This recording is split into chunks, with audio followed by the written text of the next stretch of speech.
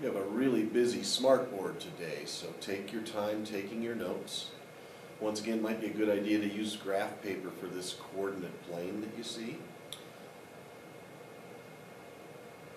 I have a 10 by 10 coordinate plane drawn.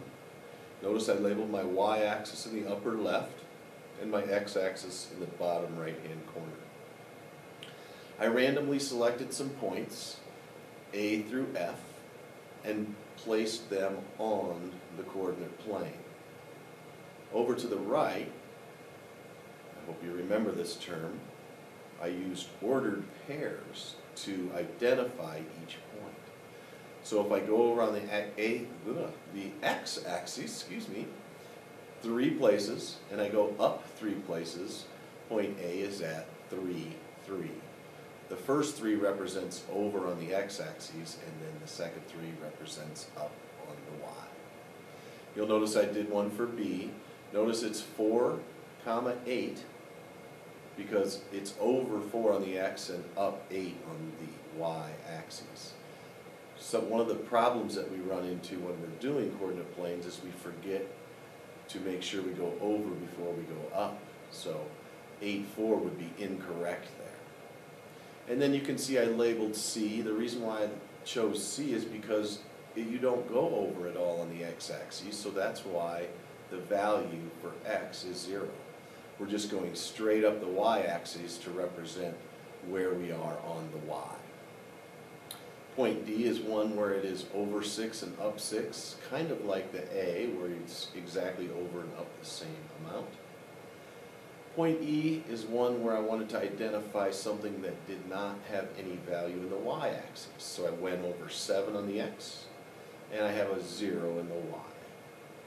The last point in my coordinate plane is point 94, point F.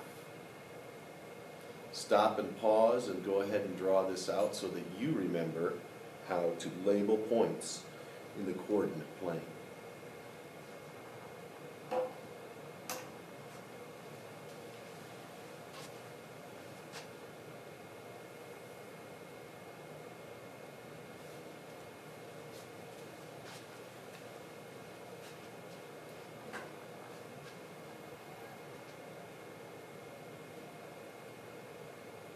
I have one more example for you today.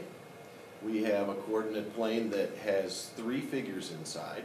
Notice I represented my y and x, or I don't know if represent is the right word, but I wrote y-axis for y and x-axis for my x-axis. Notice I used a different interval this time for mine. So I did a 2, 4, 6, 8, 10, so I went by 2s instead of by 1s. On the left side, I have identified 4 points, and I've created a polygon in a coordinate plane. So that's exactly where we want to get in this lesson.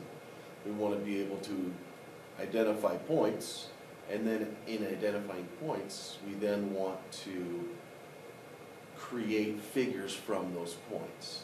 They're not always going to be perfect parallelograms or triangles or trapezoids like I've drawn here, but you get the idea of identifying points. So if I were using letters, point A would be the 0, 4, for my parallelogram on the left. Point B might be the 6, 4. Point C, the 8, 16. And point D, the 2, 16.